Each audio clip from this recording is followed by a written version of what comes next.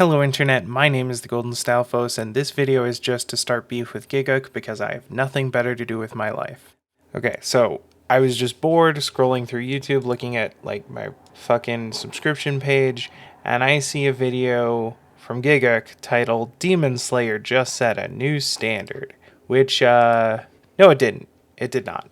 Demon Slayer did not set the standard on anything because literally every aspect of Demon Slayer is taken from other better stories. What is wrong with you? Now, that's not to say that Demon Slayer is irredeemable or not worth watching or whatever. I had a fun time reading through it, and I'll probably go back and watch the anime once it's actually finished because it does look like pretty high production values overall. But the story is just so unoriginal, and the characters are just so two-dimensional. And again, simple characters in a simple story can be a lot of fun. I'm not saying there's no point to this story, but every single thing about it has been done better in tons of other stories. I've actually talked about this a couple of times because it's so popular, and I don't understand why this is so much more popular than any of the things it's sourcing. And I do understand that there's still hype around the anime because the anime is still coming out, even if the manga is finished. And I don't want to disparage people from enjoying the cool new show that everyone's talking about. I just don't understand why everyone's talking about it. It's unoriginal. You can enjoy something that's unoriginal. There's nothing wrong with that. I enjoy lots of things that are unoriginal. I enjoyed this.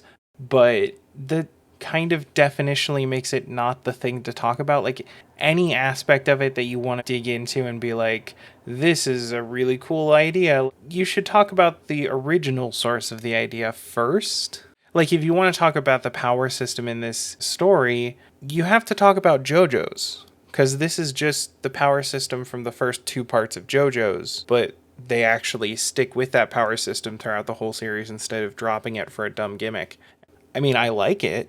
I like that they brought back Hamon and actually did something with it, because someone should have done something with it. It's a good system.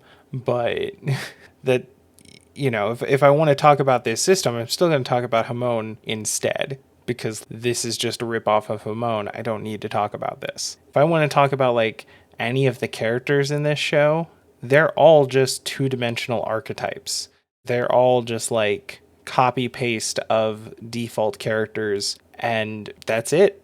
You've got the spunky kind of chibi main character who pushes through despite adversity and never gives up and all that bullshit. You've got the really dumb kid who's really bad and stupid and fucks everything up all the time, but then suddenly turns into a secret badass under specific conditions. You've got the wild child who gets lost and goes on a rampage with their sword and isn't quite clear as to what's going on or what they're supposed to be doing most of the time. They get the job done because they're just such a beast. You've got a blatant ripoff of the entire Gote 13 in the form of these old guard of Hamon users. And it's just yes, throwing all of these archetypes up against each other and making them as caricaturistic as possible works, and it's fun. I'm not gonna lie about that, but it's not interesting to talk about. That's not the thing that you analyze for video essays. They're just caricatures. Even the demon girl that everyone's obsessed with, this isn't the first story to do that. This is not the first story where your sidekick is a little chibi, adorable character who's secretly a monster. That's been done so many times. That's every story. It's so all over the place. This is only the 8 billionth anime about teenagers fighting zombies. And again, basically the entire arc of this story is just taken directly from the first two parts of JoJo's, right?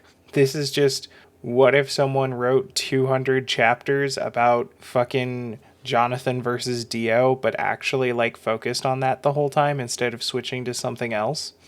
Because that's what it is. Main character is hunting down Michael Jackson because he keeps turning people into vampires and zombies. And that's the exact same shit that Dio was doing in part 1, and the main character was hunting him. But that story didn't last anywhere near as long. And they're using the same power system. It's so weird. They just took the first part of JoJo's and slapped in some shit from Bleach and added a bunch of very basic caricatures, and like that's it. That's all it takes. That's all it takes to top the charts these days. Just.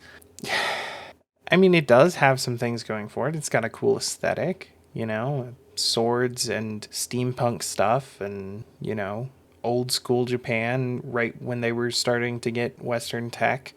You know, that's an aesthetic vibe I can get behind.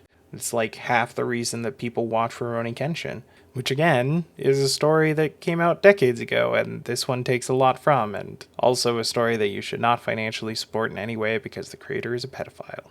Yay. Not the creator of Demon Slayer, to my knowledge, but the creator of Rurouni Kenshin. I don't know. He might be. I don't know the guy, but nothing's come out about it. So like, probably not. Hopefully. So yeah. Fuck the dumb clickbait titles about this series.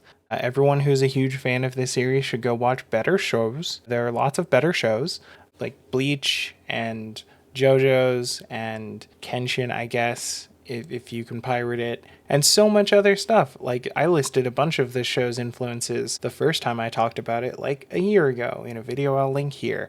Go watch all of those influences instead of this, because like, it's a decent story, but it's not as good as the thing it's pulling from, the things it's pulling from, and so like, it just isn't worth your time.